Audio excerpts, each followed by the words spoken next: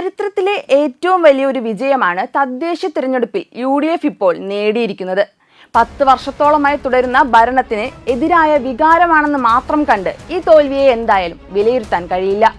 കാരണം ഇത്തരമൊരു പരാജയം സർക്കാരും CPM നേതാക്കളും ചോദിച്ചു വാങ്ങിയതാണെന്ന് തന്നെ പറയേണ്ടി വരും.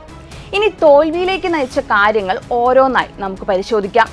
രണ്ടാം പിണറായി സർക്കാർ എന്ന് പറയുന്നത് ഒരിക്കലും ഒരു ജനകീയ സർക്കാർ ആയിരുന്നില്ല എന്നതാണ് യാഥാർത്ഥ്യം. മുഖ്യമന്ത്രി പിണറായി വിജയന് ആദ്യ സർക്കാരിൽ ഉണ്ടായ ഇമേജ് അല്ല ഇപ്പോഴുള്ളത് എന്നതും ഓർക്കണം. ജനങ്ങളുടെയും പാർട്ടി പ്രവർത്തകരുടെയും മുന്നണിയുടെയും താല്പര്യങ്ങൾ മനസ്സിലാക്കി തീരുമാനമെടുക്കാൻ പലപ്പോഴും അദ്ദേഹത്തിന് കഴിഞ്ഞിട്ടില്ല. CPM-ൽ തീരുമാനമെടുക്കുന്നത് പാർട്ടി സംസ്ഥാന കമ്മിറ്റിയും കേന്ദ്ര കമ്മിറ്റിയും ഒക്കെ ആണെങ്കിലും പലപ്പോഴും തീരുമാനം മുഖ്യമന്ത്രിയുടേതായി മാത്രമായി മാറുകയാണ് ഉണ്ടായത്. മത്സരിക്കാൻ 2 ടേം എന്നത് നിർബന്ധമാക്കിയപ്പോൾ ഭരണപരിചയമുള്ള പ്രഗത്ഭരാണ് മാറ്റി നിർത്തപ്പെട്ടിരുന്നത്. സ്ത്രീ പീഡനത്തിന്റെ പേരിൽ പാർട്ടിയിൽ നിന്നും പുറത്താക്കിയ P. ശശിയെ തന്നെ പൊളിറ്റിക്കൽ സെക്രട്ടറി ആക്കിയതും മുഖ്യമന്ത്രിക്ക് പറ്റിയ വലിയ വീഴ്ചയാണ്. ഇങ്ങനെ പശ്ചാത്തലമുള്ള ഒരാളെ പോലീസ് ഭരണം ഏൽപ്പിച്ചപ്പോൾ അത് ദുരുപയോഗം ചെയ്യപ്പെടില്ല എന്ന് ഉറപ്പുവരുത്താനും മുഖ്യമന്ത്രിക്കും CPM-നും കഴിഞ്ഞിട്ടില്ല. രണ്ടാം പിണറായി സർക്കാരിൽ ഏറ്റവും അധികം വിമർശിക്കപ്പെട്ടത് തന്നെ പോലീസ് ഭരണമാണ്. പോലീസിന്റെ നടപടികളും ഇടപെടലുകളും പൊതുസമൂഹത്തിൽ വലിയ വിവാദങ്ങൾക്കാണ് തിരികൊളുത്തിയിരിക്കുന്നത്. അത് ഇപ്പോഴും തുടരുകയാണ്. സർക്കാരിനെ ജനങ്ങൾ വെറുക്കാൻ പ്രധാന കാരണവും പോലീസിന്റെ നടപടികളും ഇടപെടലുകളുമാണ്.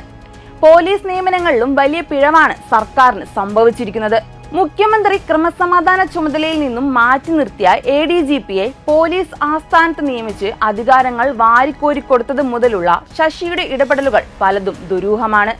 എറണാകുളം പനമ്പള്ളി നഗറിലെ അഭിഭാഷകന്റെ ഓഫീസിൽ നടക്കുന്ന പല കാര്യങ്ങൾ സംബന്ധിച്ചും ആരോപണം ഉയർന്നിട്ടുണ്ട്.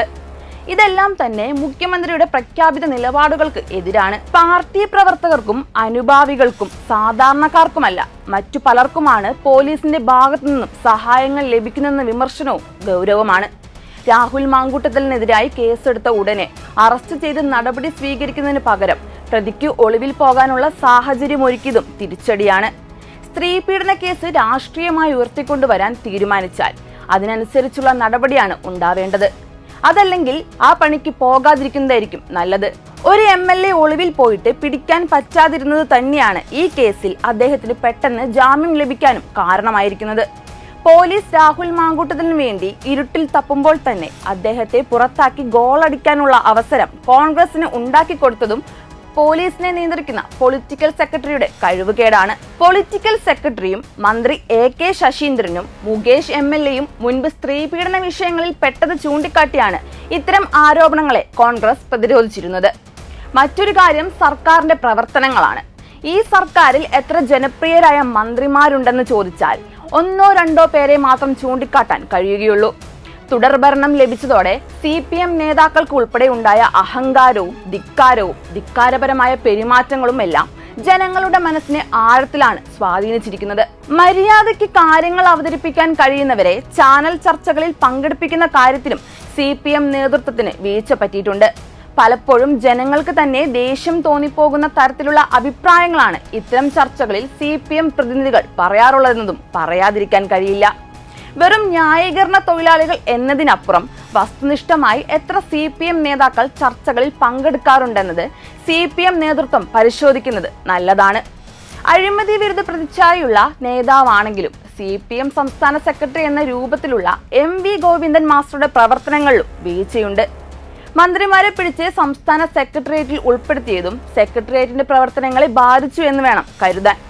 ശബരിമല വിഷയവും വെള്ളാപ്പള്ളിയോടുള്ള അടുപ്പവുമെല്ലാം ഈ തിരഞ്ഞെടുപ്പിൽ ഇടതുപക്ഷത്തിന്റെ തോൽവിയിൽ വലിയ പങ്ക് വഹിച്ചിട്ടുണ്ട്. അയ്യപ്പ സംഗമം പോലുള്ള ഒരു പരിപാടി ഒരിക്കലും കമ്മ്യൂണിസ്റ്റുകൾ നേതൃത്വം നൽകുന്ന ഒരു സർക്കാർ നടത്താൻ പാടില്ലായിരുന്നു. ഈ സംഗമത്തിലേക്ക് മുഖ്യമന്ത്രിയുടെ ഔദ്യോഗിക കാറിൽ വെള്ളാപ്പള്ളി നടേശനെ കൊണ്ടുപോയതും ഇടതുപക്ഷ വോട്ട് ബാങ്കിനെ ബാധിച്ചിട്ടുണ്ട്. വെള്ളാപ്പള്ളിയെ പോലുള്ള വർഗീയത പറയുന്ന ഒരാളെ CPM നേതാവായ മുഖ്യമന്ത്രി ഇങ്ങനെ കൊണ്ടു നടക്കുന്നതും വെള്ളാപ്പള്ളി മറ്റു മതവിഭാഗങ്ങൾക്കെതിരെ കടുത്ത രൂപത്തിൽ പ്രതികരിച്ചതുമെല്ലാം ന്യൂനപക്ഷ വിഭാഗങ്ങളെ ഇടതുപക്ഷത്തു നിന്നും അകറ്റുന്നതിന് കാരണമായിട്ടുണ്ട്.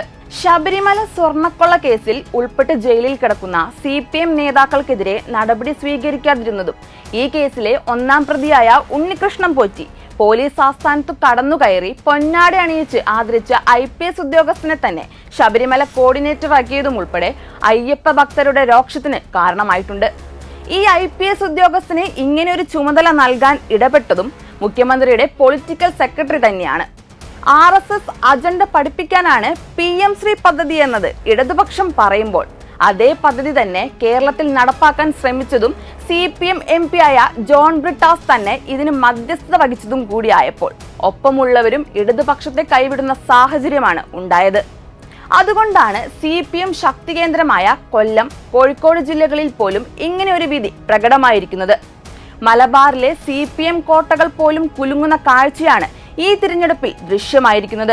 RSSും BJPയുമാണ് ഇടതുപക്ഷത്തിന്റെ പ്രധാന ശത്രു എന്ന നിലപാട് മാറ്റുന്ന തരത്തിൽ സർക്കാരും CPM നേതൃത്വവും പെരുമാറിയതാണ് പ്രധാനമായും ഈ തിരഞ്ഞെടുപ്പിൽ ഇടതുപക്ഷത്തിന്റെ അടിത്തറ ഇളക്കിയിരിക്കുന്നത്. ഭൂരിപക്ഷ പ്രീണനമായാലും ന്യൂനപക്ഷ പ്രീണനമായാലും ഇടതുപക്ഷം അത് ചെയ്യാൻ പാടില്ലാത്തതാണ്. ജാതി മത ശക്തികളെ നേരിട്ടാണ് ഇടതുപക്ഷം കേരളത്തിൽ വേരുറപ്പിച്ചത്. ഈ നിലപാട് മാറ്റുന്നത് ഇരിക്കുന്ന കൊമ്പ് മുറിക്കുന്നതിന് തുല്യമാണ് എന്നതും ഇനിയെങ്കിലും ഓർത്താൽ അവർക്ക് നന്ന്.